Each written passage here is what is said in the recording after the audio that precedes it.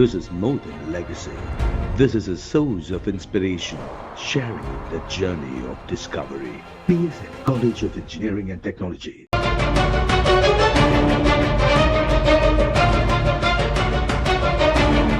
நீலாங்கரை வீட்டிலிருந்து தலைமைச் செயலகத்திற்கு முதல்வர் விஜய் வர 17 கிலோமீட்டர் தொலைவு இருக்கிறது. அந்த 17 கிலோமீட்டர் தொலைவிலும் கிட்டத்தட்ட 400 காவலர்கள் பாதுகாப்பு பணியில் ஈடுபடுகிறார்கள்.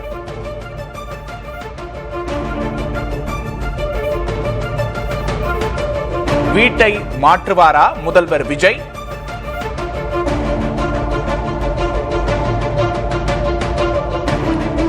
நீலாங்கரை வீட்டிலிருந்து தலைமைச் செயலகத்துக்கு 17 கிலோமீட்டர் இருக்கிறது. தவிப்பில் 400 காவலர்கள்.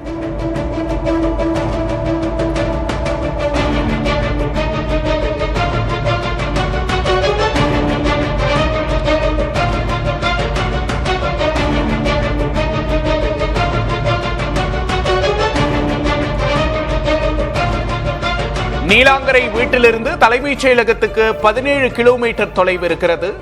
தவிப்பில் 400 காவலர்கள். பொதுமக்கள் போக்குவரத்திலும் சிக்கல். வீட்டை மாற்றுவாரா முதல்வர் விஜய்? முதல்வர் விஜயின் இல்லம் நீலாங்கரையில் அமைந்திருக்கிறது. அங்கிருந்து தலைமைச் செயலகத்துக்கு 17 கிலோமீட்டர் இருக்கிறது. காவல்துறையினர் முன்புள்ள பாதுகாப்பு சவால்.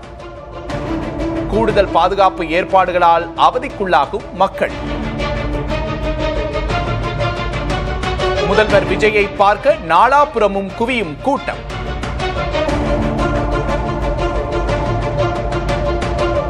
கூடுதல் பாதுகாப்பு ஏற்பாடுகளால் அவதிக்குள்ளாகும் மக்கள்.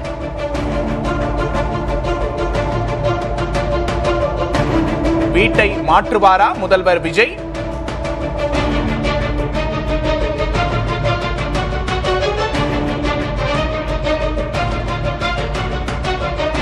முதல்வர் விஜய் தனது நீலாங்கரை வீட்டிலிருந்து தலைமைச் செயலகம் வர 17 கிலோமீட்டர் இருக்கிறது. இந்த 17 கிலோமீட்டரும் 400 காவலர்கள் பாதுகாப்பு பணியில் ஈடுபடுகிறார்கள். காலை முக்கிய நேரத்தில் முதல்வர் விஜய் கடப்பதால் போக்குவரத்து சிக்கலும் ஏற்படுகிறது. அரசு இல்லத்துக்கு மாறுவாரா முதல்வர் விஜய்? 17 கிலோமீட்டர் தொலைவிலிருந்து கோட்டைக்கு வருகிறார் முதல்வர் விஜய்.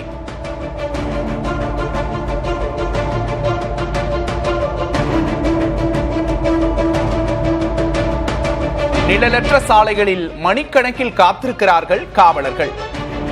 போக்குவரத்து நெரிசலில் சிக்கி தவிக்கிறார்கள் சாமானியர்கள். இரண்டு பக்கமும் பிரச்சனை ஏற்படுகிறது.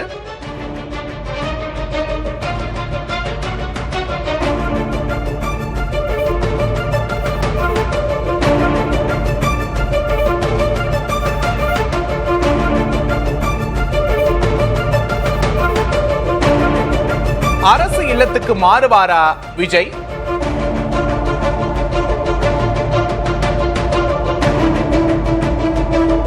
முதல்வர் அமைச்சர்களுக்கென்று தனி அரசு இல்லங்கள் சென்னையின் மையப்பகுதியில் ஒதுக்கப்படுவது வழக்கம்.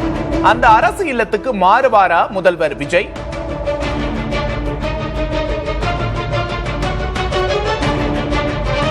முதல்வர் வருகையால் நிழலற்ற சாலையில் மணிக்கணக்கில் காத்து கிடக்கிறார்கள் காவலர்கள். போக்குவரத்து நெரிசலில் சிக்கி தவிக்கிறார்கள் சாமானியர்கள்.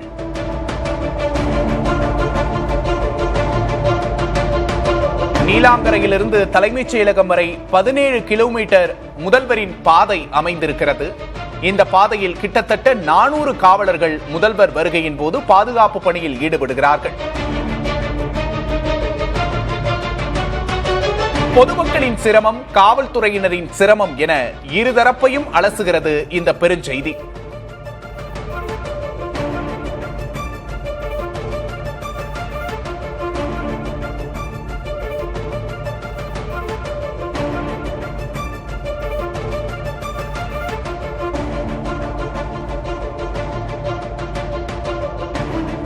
வீட்டை மாற்றுவாரா முதல்வர் விஜய்?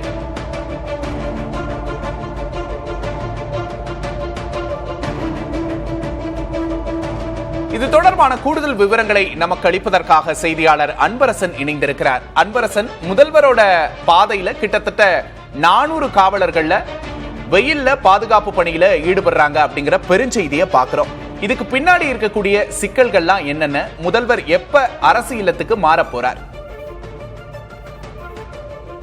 நிச்சயமாக முதல்வர் ஜோசப் விஜய் அவர்கள் தற்போது நீலாங்கரையிலிருந்து தலைமைச் செயலகம் வரை சுமார் 17 கிலோமீட்டர் தூரம் வரை ரூட் போடப்படுவதால் ஒரு நாளைக்கு சுமாராக 25 நிமிடங்கள் வரை நேரமாவதாகவும், அதனால் பல்வேறு பகுதிகளில் மக்களுக்கு போக்குவரத்து நெரிசல் மற்றும் காவலர்களுக்கு பணிச்சுமை ஏற்படுவதாகவும் சமீப காலமாக வலைதளங்களில் பலரும் கருத்து தெரிவித்து வருகிறார்கள். இத்தகைய காரணங்களால் முதல்வர் ஜோசப் விஜய் பட்டினம்பாக்கம் அலுவலகம் அல்லது அரசு மாளிகை ஆகியவற்றில் ஏதேனும் ஒன்றில் குடியேறினால் மக்கள் மற்றும் காவல்துறையினருக்கு நெருக்கடி குறைக்கப்படும் சூழல் உருவாகும் எனவும் பலரும் கருத்து தெரிவித்து வருகிறார்கள். குறிப்பாக கான்வாய் என்பது முதல்வர்களுக்காக போடப்படும் ஒரு பிரத்யேக உயர் ரக பாதுகாப்பு கவசமாகும்.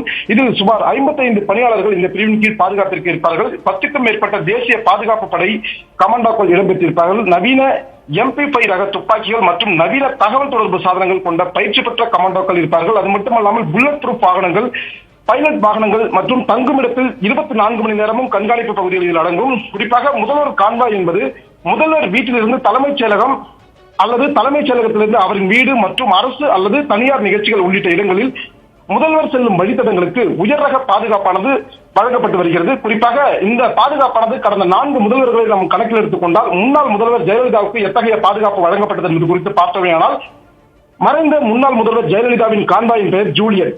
ஜெயலலிதா கான்வாய் என்றாலே பொதுமக்களுக்கும் காவல்துறையினருக்கும் பெரும் சிரமம் இருந்து வந்ததாக காவல்துறையினர் தகவல் தெரிவித்திருக்கிறார்கள். குறிப்பாக இவர் ஜீரோ டிராபிக் முறை கடைபிடிக்கப்படுவதாகவும், அதாவது முதல்வர் கான்வாயில் வீட்டில் இருந்து தலைமைச் செயலகம் அல்லது பிற அரசு தனியார் நிகழ்ச்சிக்கு செல்லும் போது முற்றிலுமாக போக்குவரத்து துண்டிக்கப்படும்.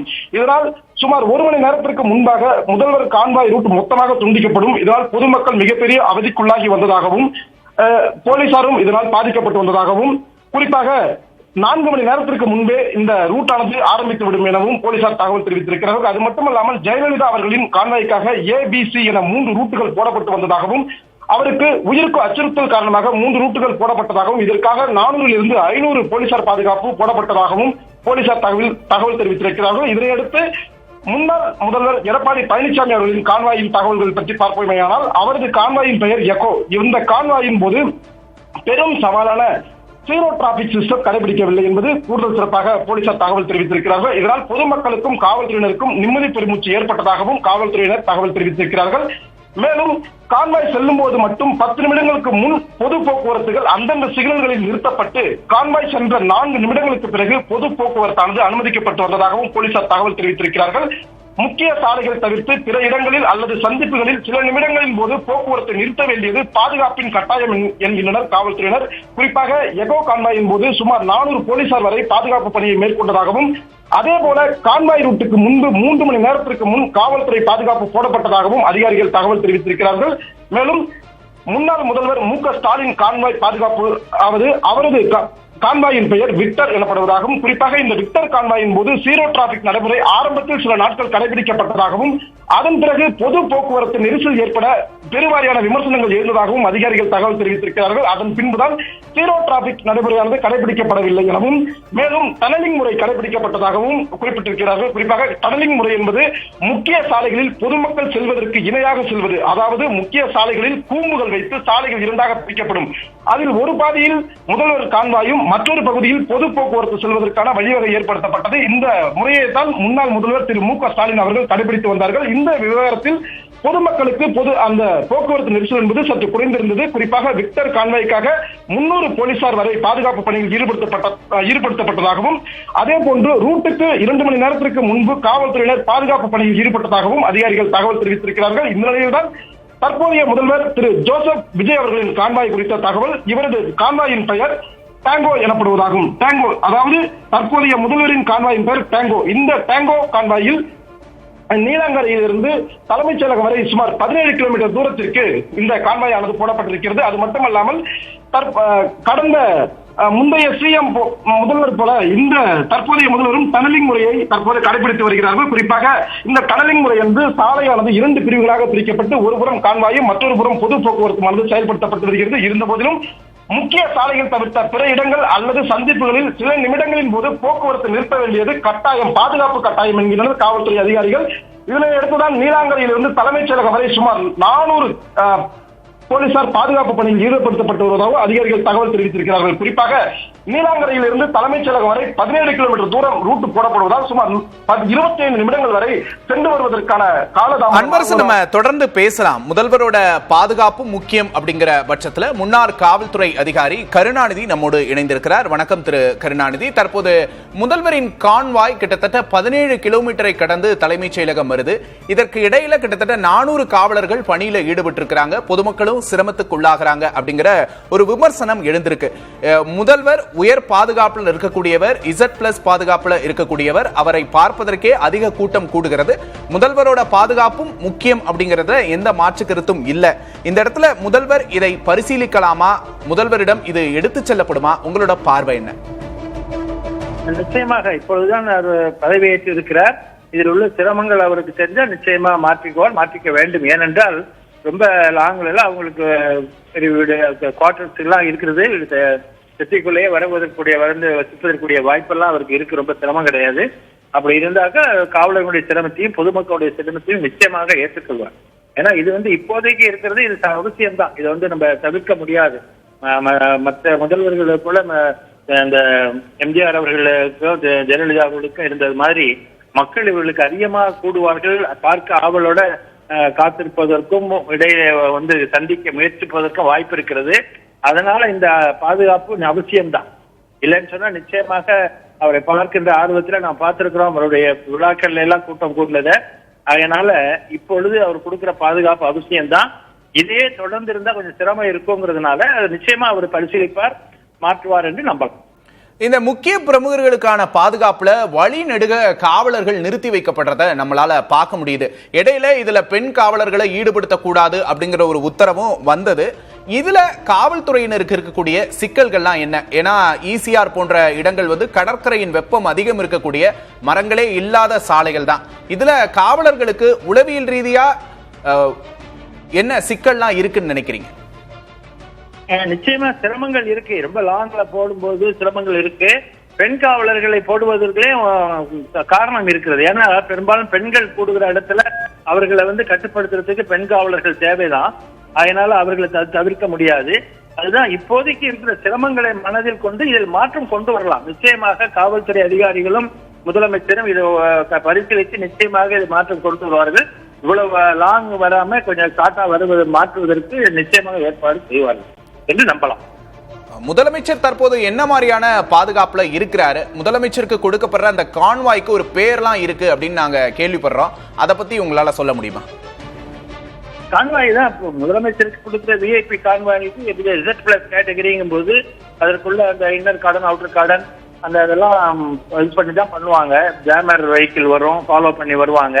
த்ரெட் பர்செப்ஷன் இருக்கு. பொதுவாகவே இப்பொழுதெல்லாம் முதலமைச்சர் போல உயர்ந்த பதவியில் இருப்பவர்கள் த்ரெட் பர்செப்ஷன்லாம் இருக்குங்கிறதுனாலையும் அதுலேயும் முக்கியமாக தற்போதைய முதல்வருக்கு பொதுமக்கள் ஆர்வமாக கூடுகின்ற கூட்டம் அதிகம் வருங்கிறதுனால இந்த பாதுகாப்பு இதுங்கிறது எண்ணிக்கைங்கிறது தேவைதான். இதுல நம்ம ஒன்றும் காவல்துறையே அதிகமா போட்டாங்கன்னு குறை சொல்ல முடியாது.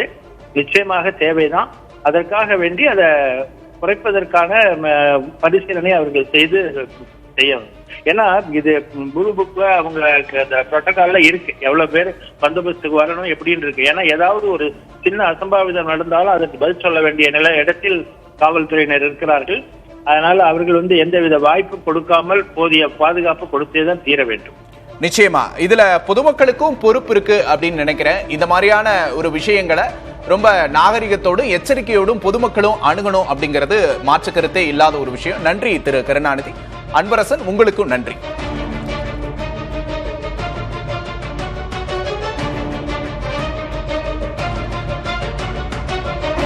வீட்டை மாற்றுவாரா முதல்வர் விஜய்? கிட்டத்தட்ட 17 கிலோமீட்டர் தூரம் முதல்வர் விஜய் பயணித்து கோட்டைக்கு வருகிறார். வழியில் 400 காவலர்கள் பாதுகாப்பு பணியில் ஈடுபடுகிறார்கள். பொதுமக்களும் சிரமத்திற்குள்ளாவதாக விமர்சனங்கள் எழுகின்றன. செய்திகளை தொடர்ந்து பார்க்கலாம் இடைவேளைக்கு பிறகு. This is more than a legacy. This is a source of inspiration, sharing the journey of discovery. PSN College of Engineering and Technology.